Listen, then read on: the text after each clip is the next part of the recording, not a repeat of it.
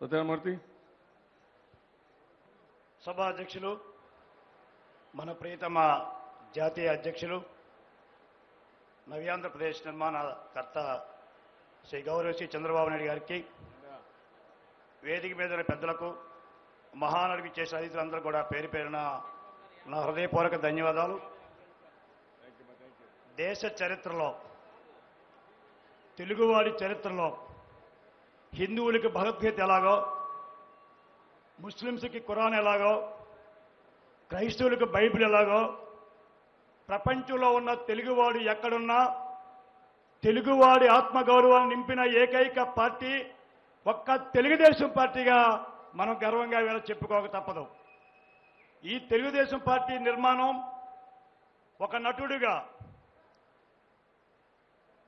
ఒక మహోన్నత వ్యక్తిగా, ఏ పాత్రనైనా ధరించగల సినీ రంగంలో రారాజుగా, కృష్ణుడిగా, రాముడిగా, రైతు బిడ్డగా, పేద రైతుగా అనేక పాత్రలు నటించినటువంటి వ్యక్తిగా, ప్రజలలో ఒక ఆరాధ దైవంగా ఉన్నటువంటి, అనేక రాజభోగాలతో ఉన్నటువంటి మన అన్న నందమూరి తారక రామారావు గారు ఆవేళ రాష్ట్ర రాజకీయాల దృష్ట్యా ఆనాటి వరకు ఉన్న కాంగ్రెస్ పార్టీ అవినీతిలో కూరుకుపోయి పక్షపాతంతో మరి అహంకారంతో ఈ రాష్ట్రం కుక్కల జింపని విస్తరగా మారితే తన ఆలోచన సరళ మేరకు తెలుగువాడి ఆత్మ గౌరవం కొరకు ఆ రోజు సినీ రంగాన్ని విడిచిపెట్టి సుదీర్ఘమైన 35,000 కిలోమీటర్లో చైతన్య యాత్ర చేసి ఎంతో మంది యువకులను చైతన్యపరిచి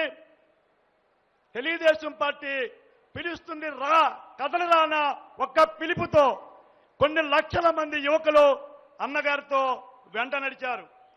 ఎంతో మంది మహిళలు ఆ రోజు వరకు ఇంటికే పరిమితమైనటువంటి అక్క తెలుగింటి ఆడపడుచుగా ఒక్క పిలుపు పిలిస్తే ఆయన వెంట నడిచినటువంటి ఎంతో మంది సోదరీమణులు 9 మాసాలలో మరి కరుడుగట్టిన కాంగ్రెస్ పార్టీ, ఏలుగు పారుకుపోయిన కాంగ్రెస్ పార్టీని కోకట వేలతో కూలదేసి 9 మాసాల్లో అధికారంలోకి వచ్చిన ఏకైక పార్టీ భారతదేశంలో ఒక్క తెలుగుదేశం పార్టీ అని చెప్పి గర్వంగా చెప్పుకోక తప్పదు.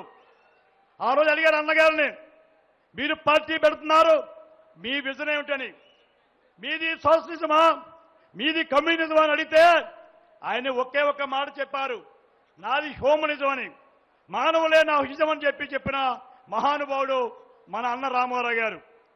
ఆయన అడిగారు ఏమిటి మీ ధ్యేయం అని.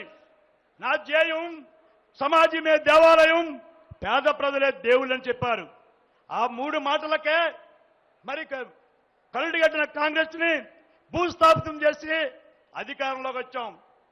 అధికారంలోకి వచ్చిన 1 సంవత్సరాల కాలంలోనే ఆ రోజు వరకు ఈ దేశాన్ని ఏకఛత్రాధిపత్యంగా పరిపాలన చేస్తున్న శ్రీమతి ఇందిరాగాంధీ మన నాయకుడిని చూసి, ఒక సింహాన్ని చూసి ఎలా భయపడతారో అలా భయపెట్టి మనల్ని దించాలని నాదెండ్ల భాస్కర్ కుట్రతో మనల్ని దించితే సామెత ఉంది, పులి బతకడమా అయ్య బతకడమా అని.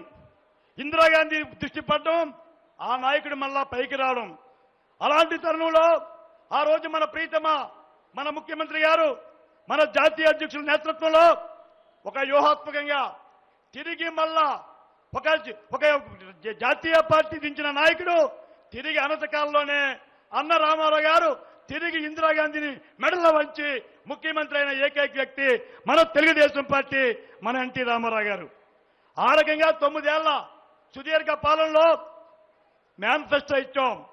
ఆ రోజు వరకు ఏ పార్టీ కూడా ఎన్నికల ప్రణాళిక ఇస్తే కేవలం ఓట్ల వరకే పరిమితం అయింది. కానీ చెప్పారు అన్న రామారావు గారు, నా ఎన్నికల ప్రణాళిక నాకు ఒక భగవద్గీత అని. ఏదైతే ఎన్నికల ప్రణాళిక చెప్పారో తూచా అమలు చేసిన ఏకైక పార్టీ 35 ఏళ్ల ప్రస్తావనలో తెలుగుదేశం పార్టీ. ఆ రోజు ₹2 బియ్యం కానీ, పక్కా ఇళ్లు కానీ, మాండలిక రాజ్యాంగ విధానం కానీ, పటేల పట్టాల వ్యవస్థ కానీ, మహిళా రిజర్వేషన్స్ కానీ, భూమి చిత్తు రద్దు కానీ, ఇలాంటి కార్యక్రమాల్ని అమలు చేసిన నాయకుడు మన పార్టీ తెలుగుదేశం పార్టీ. అలాంటి పార్టీ 1989లో జాతీయ రాజకీయాల్లో గెలవ సమస్యగత మనకొచ్చింది. 85లో దేశ ప్రతిపక్ష పాత్ర ఏనాడు కూడా ఒక ప్రాంతీయ పార్టీకి పార్లమెంట్లో ప్రతిపక్ష హోదా లేదు. కానీ మనం 85లో మొట్టమొదటిసారిగా ఒక ప్రాంతీయ పార్టీగా మాధురెడ్డి గారు అనే వ్యక్తిని ప్రతిపక్ష నాయకుడిగా పెట్టి జాతీయ రాజకీయాల్లో ప్రవేశించాం.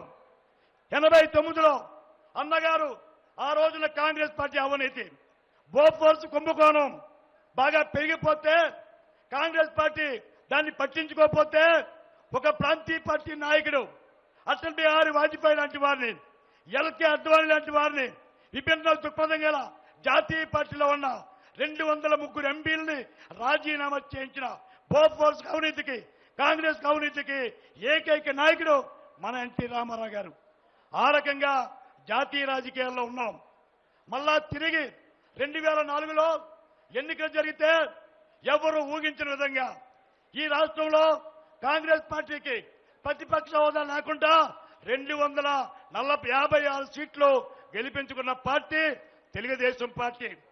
కానీ ఆ రోజు తెలుగుదేశం పార్టీలో ఒక దుష్ట శక్తి వలన ఈ పార్టీ నాశనం అవుతూ ఉంటే అనేక విప్లవాత్మక కార్యక్రమాలు చేసిన జాతీయ రాజకీయాల్లో ప్రభావితం కాగలిగిన ఇక్కడ పార్టీ దెబ్బతింటూ ఉంటే ఆ రోజు ఇప్పుడు మన నాయకుడు ఈ రోజు మనందరికీ దిశ చూపిస్తున్న మన ప్రీతమ చంద్రబాబు నాయుడు గారు 2005లో రాష్ట్ర ముఖ్యమంత్రిగా ఈ దేశ చరిత్రలో 100 ఏళ్లున్న కాంగ్రెస్ పార్టీలో కూడా ముఖ్యమంత్రులు ఎవరో చేయని విధంగా అత్యధిక కాలం 9 సంవత్సరాల ముఖ్యమంత్రి చేసిన ఘనత మన తెలుగుదేశం పార్టీకి మన నాయకుడు చంద్రబాబు నాయుడు గారికి దక్కింది.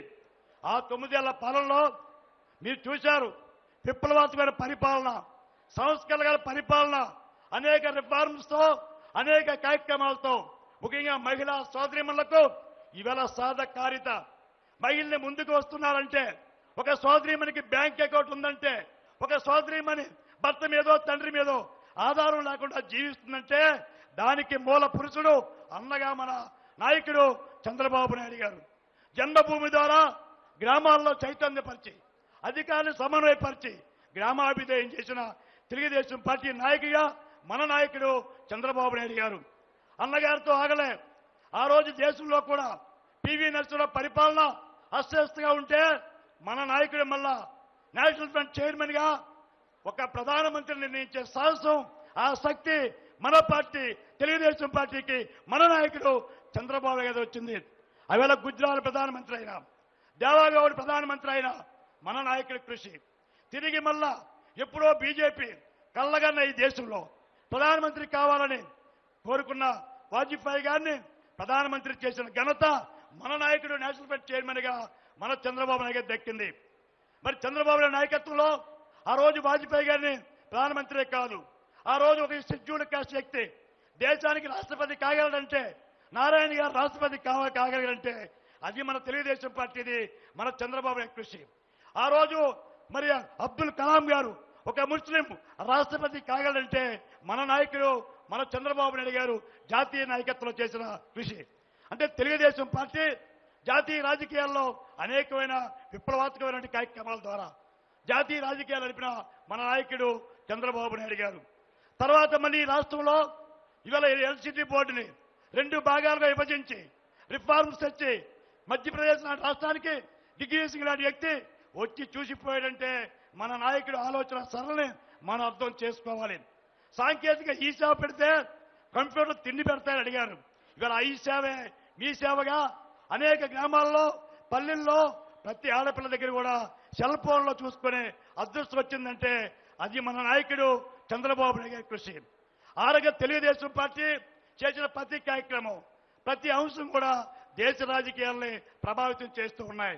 35 ఏళ్ల సుదీర్ఘ రాజకీయ చరిత్రలో ఒక ఎస్సీని, మన బాలయోగ్ గారిని ముఖ్యమంత్రి స్పీకర్ చేశామంటే అది మన నాయకుడు చంద్రబాబు నాయుడు కృషి. ఆ రకంగా మరి ఎర్రనాయుడు గారి వ్యక్తులు కేంద్ర మంత్రులంటే తెలుగుదేశం పార్టీ కృషి. అంతేకాదు మరి 2004లో దురదృష్టవశాత్తు సాంకేతికంగా మనం ఓడిపోతే ఒక దుష్ట పాలన, ఒక అవినీతి ముఖ్యమంత్రి ఈ రాష్ట్రానికి వస్తే అదలకుండా బెదరకుండా ఎక్కడ కనీసం రాజీ పడకుండా 10 ఏళ్ల సుదీర్ఘ పాదయాత్ర 208 రోజులు 2817 కిలోమీటర్లు నడిచిన ఏకైక వ్యక్తి మన నాయకుడు చంద్రబాబు నాయుడు గారు. అనేక ఎంక్వైరీలు వేశారు, బెదిరించాలని చూశారు, హౌస్ కమిటీలు వేశారు, కమిషన్లు వేశారు. ఏ ఒక్కటి కూడా ఎక్కడా కూడా మరి అగ్గికైనా చదువు ఉంటుందేమో కానీ చంద్రబాబు నాయుడు గారి దగ్గర అవినీతి కూడా లేదని చూపలేపడి ప్రభుత్వం, గత ప్రభుత్వం. ఆ రకంగా కార్యకర్తల మనోభావాలకి పార్టీ కోసం ఆ రోజు నిజంగా చంద్రబాబు నాయుడు గారు తెలుగుదేశం పార్టీ చెప్తూ ఉండేవారు. కాంగ్రెస్ వాళ్ళు ఎన్టీ రామారావు తర్వాత ఈ దేశంలో తెలుగుదేశం పార్టీ ఉండదు, ఈ దేశంలో ప్రభావిత గల నాయకుడు లేరు, గ్లామర్ లేదని చెప్పుకుండేవారు.